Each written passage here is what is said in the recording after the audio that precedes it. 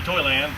Some people call it the Toyland Shed. But it's... Okay, well, this is my hillbilly giraffes here, and it's my little tribute to Lower Town, Paducah's art district, because down there they have these nice copper giraffes, and my hillbilly version of them.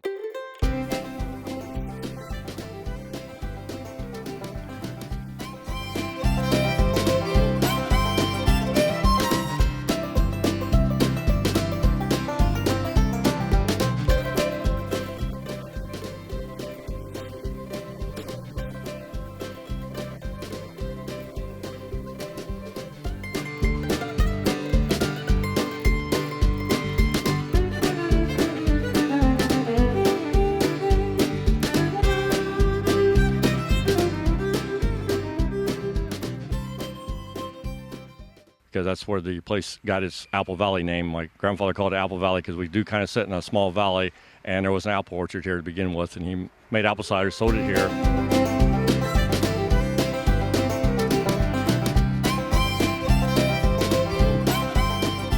Hi, I'm Steve Hecklinger, and I'm live here at Apple Valley Toyland. Here we're going to be interviewing Keith Holt, the property owner, and showing you a little bit about his artworks here. So I'd like to introduce Keith. Keith, come on out. Say hi to everybody. Hi. Hi, Keith. Hi. So can you tell us a short description of what this is and why you made it? Okay, this is actually my grandfather's old farm. Mm-hmm. And then in the late 20s, early 30s, he created a little store that eventually became a Gulf gas station.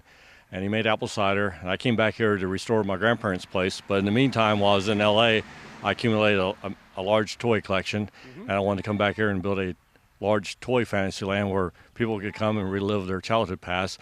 And when I came back, I didn't quite have the funds to build the building I wanted to build, so I had to make do with the garage, which is only 20% of the collection, but you still get surrounded by over 3,000 toys. Wow. And then the artwork more or less just accidentally started happening. It was kind of like one thing led to another, and I was just seeing what I could make out of junk and try to create a tribute to roadside America.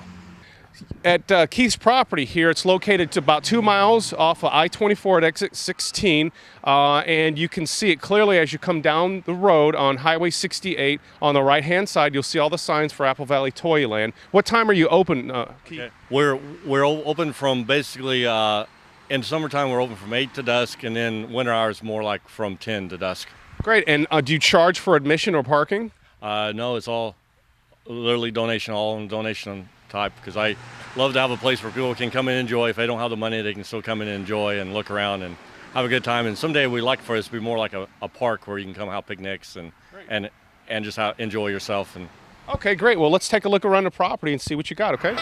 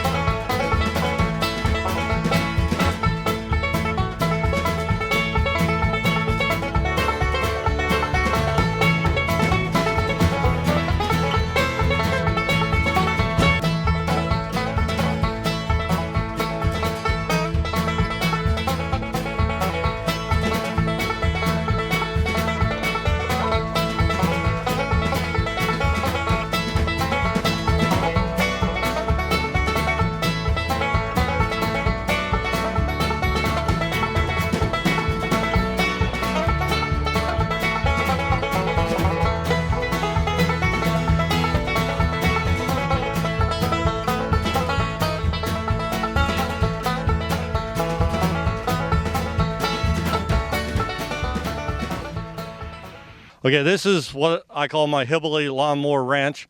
These were lawnmowers that were actually used to cut the property down with when I came back, and I ended up with a bunch of lawnmowers. Didn't know what to do with them, and I've been a roadside tourist fan most of my life, and I love the Cadillac Ranch, so it's my dedication to them. And then a few lawnmowers have been donated to me, such as that one, to be buried in the ground.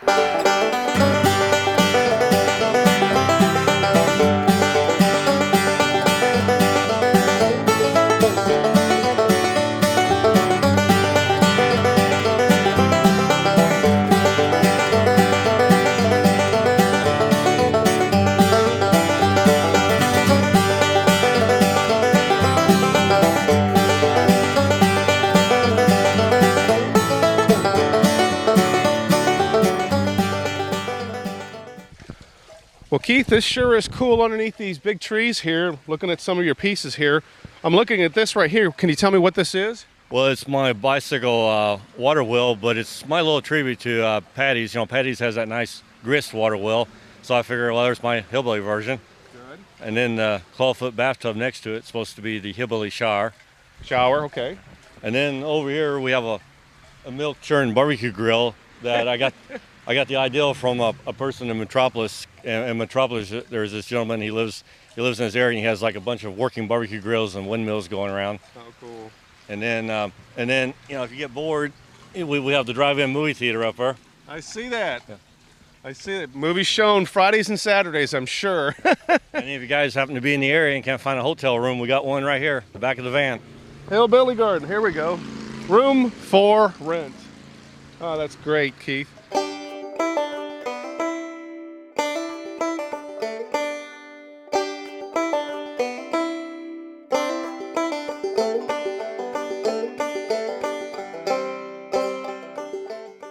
Okay, this will be the Toyland. Some people call it the Toyland shed, but it's the Toyland, and I collected toys for 21-something years because I always wanted to create a place that you could go back and relive your childhood memories. And when I lived in LA, I always hated people who had private collections that no one ever got to see. So.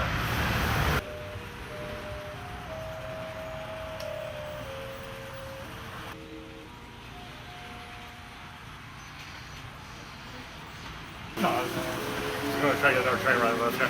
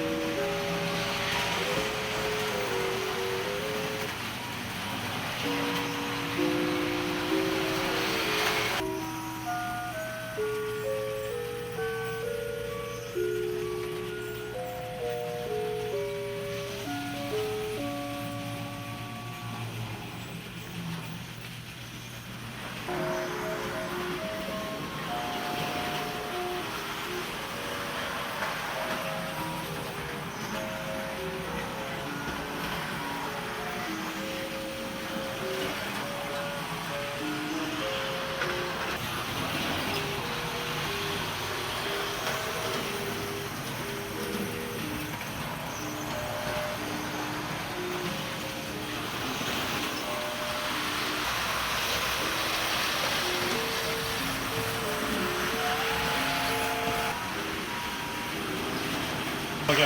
When my wife was pregnant with our oldest son, we went to the thrift store to buy like baby toys, and this David Hasselhoff character happened to be in that bag. and that's when I started realizing how many different toys that were made out there. And I had always collected toy trains and always wanted a big toy train layout someday. But then all of a sudden I thought, wouldn't it be cool if the trains went around all these toys, and the toys would become the backdrop as opposed to a scale like most of the train layouts are.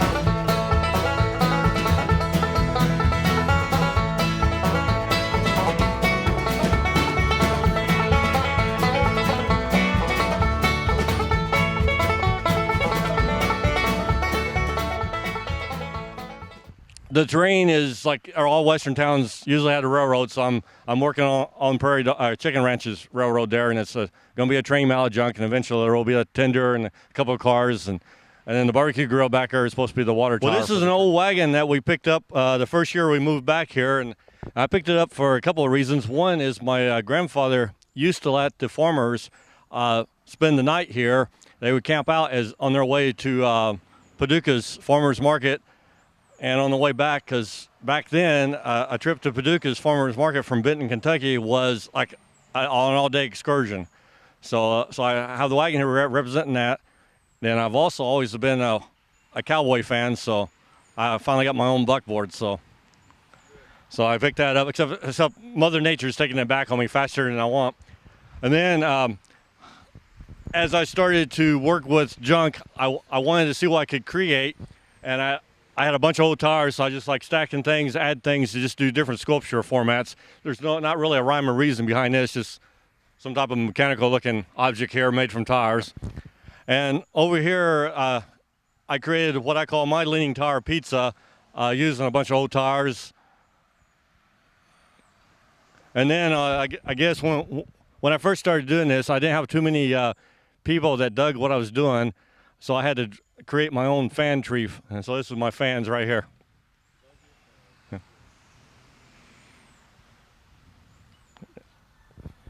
Okay, well this here is still under construction, but this is what I call my chicken ranch, which is like a tribute to the old roadside parks of like the 50s and 60s. When you went out west, there was all these places called prairie dog towns where you go see prairie dogs.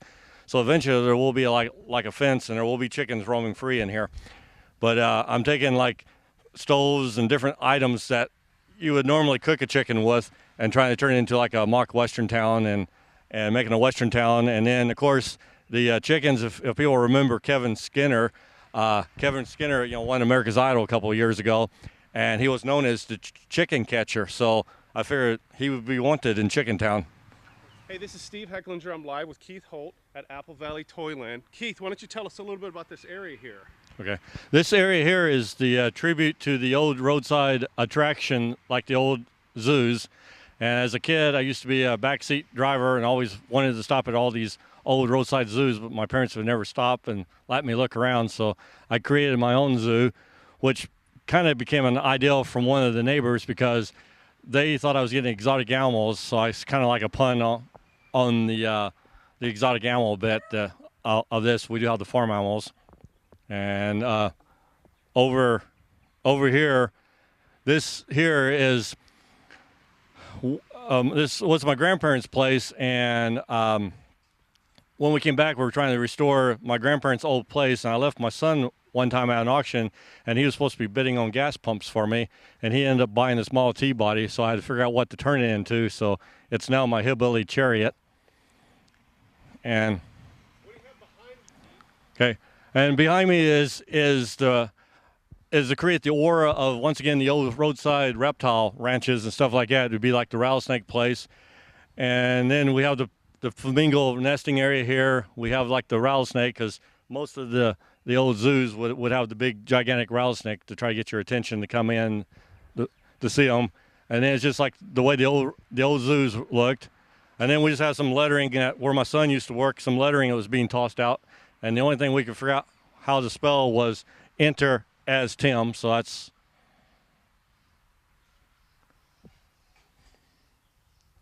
Okay. Then over here we have the hillbilly, what I call the hillbilly deer stand. Okay, this is considered what I call my sound garden. My ex-comedy partner was like in one of the Soundgarden videos called Black Hole Sun, so it's kind of like a tribute to the Soundgarden, and I was just trying to hang as much stuff that when the wind blows will make noise, and it's kind of like a tribute to my ex-comedy partner. Okay, this would be our what we call our giant mushroom. Some think it's a satellite dish for the spaceship over here, but what we like to call it now our Cheech and Chong mushroom tree. And back here, I was always thinking, who always gets to see the aliens when they come to Earth? It's usually the country folk. So I figured, why not them have their own spaceship? So I created the hillbilly spaceship here for them. Well, and that was just some experimentation with jugs. I just accumulate a bunch of everyday junk and try to turn it into something. So that's just, once again, decorating a tree, just trying different ways of decorating a tree. And then with the wash tub and the old tire here is similar. I thought just the formations of the shapes look cool. And then over here, okay. Well, the trailer here stores the rest of my toy collection, but the paintings on it started because when we first came to town, we did have a little bit of controversy with the county, and they were saying that was an abandoned mobile home somehow. And after that, I had a can of red paint and a can of white paint, so I came out here and painted the clowns on it to make it look not so abandoned. And the clowns are three of the Ringling Brothers, Barnum Bailey famous clowns, and then the last clown is of me as a clown, because I used to travel with a circus called Friends and Brothers. Okay, there I was just trying. That's our bike tree, which is now called Riding High, and it just was more or less where I was trying to create like a totem pole atmosphere with bikes. Just thought it would look neat in the tree, and I just put the bikes in the tree. And like I said, now someone that was a bicycle rider told me I should call it Riding High, so it sounded good to me. So, well, this is what we like to call our corny jungle walk, and starting out here, well, you have the coffee tree, which I'm working on, which has all your coffee stuff in it. Okay, this is called our Jack and the Beanstalk. That's be the giant there in the tree, and then the beanstalk coming down, which then brings Jack in view. Okay, this is what we call the hillbilly Highland Daycare Center. The barbed wire as the security, and then over here, right there, that guy's too tired to get up. Too tired. And then over here we have our retirement home. Retirement home. Yeah. Okay, this is the hillbilly gym. Okay, this is technology impaired. Why? Well, it's just would be like the hillbilly version of their computer. Ah, there's beer bottles in there. Yeah, or soda bombs, however you want to look at it. Gotcha. Okay, this would be our Holy Roller Church. No. I was getting tongue-tied. Okay, this is our You're Not in Kansas No More.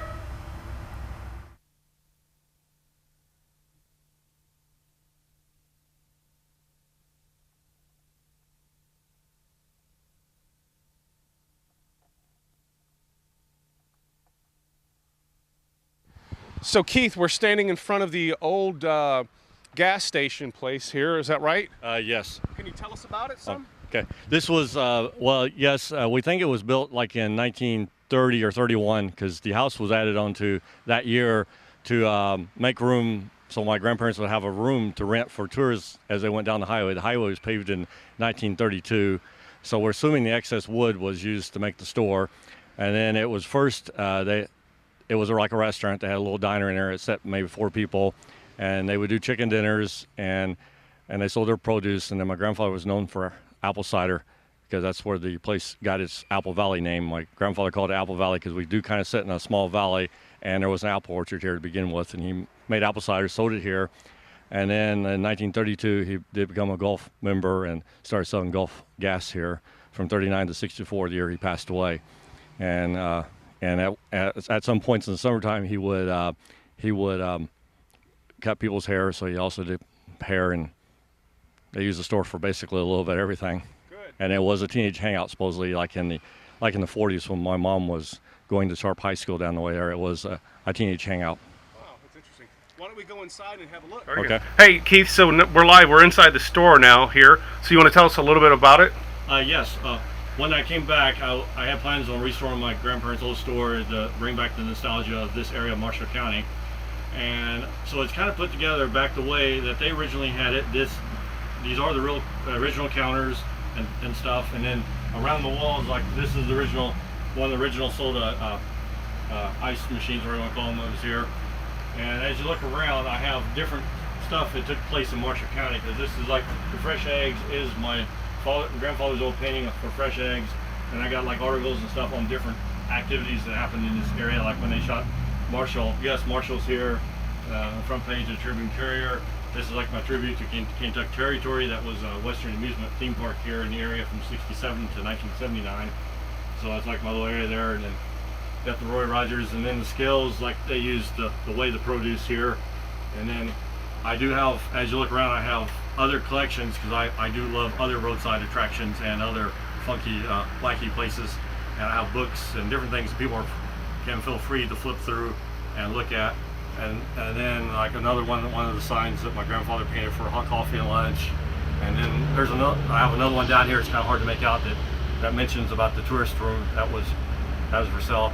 Then I have a scrapbook put together that shows some of the old pictures of what the farm and looked like, and then reproductions of different things from the original receipt that my grandfather paid for it, the original things with the person saying they would accept his offer. And it goes throughout, like the original contract of when the house was added on to the Gulf contracts, to his days of where he worked for the post office service. And I got like tons and tons of war ration where they had to keep up with how much gas was being sold. Well, Keith, it's been a quite interesting day out here at Apple Valley Toyland. And anything in closing you'd like to say, such as, the hours of operation, things like that? Okay, yes, we are open every day of the year between, say, 8 to dusk every day. Okay, and this is exit 16 on I-24. You get here by going Highway 68. Is that correct? 68, you'll go east on Highway 68, and we're about 1 mile, I think, from the I-24. Okay, so you get off on exit 16 I-24 and you head towards Draffinville, Yes. Benton. Okay, great. And if So you come across Sharp, you went too far. that's funny. So any last comments you'd like to tell people? Well, no, I just hope you guys find the place interesting. It's all creative as a tongue-in-cheek type of thing. It's supposed to be wacky art, fun, art made fun, and the Toyland. I want you guys to come here and like remember your wonderful childhood. And this is interesting. So how much do you charge for parking? It's strictly all donations. So you don't charge for parking? I don't charge for parking. Okay, and so the admission fee here is? Free. Okay, so if you have nothing to do on a Saturday, Sunday, why don't you come on by Highway 68, a couple miles down the road from the interstate, free parking, free tour guides. Come on by and see Keith Holt at Apple Valley Toyland. Thanks, Keith. Thank you.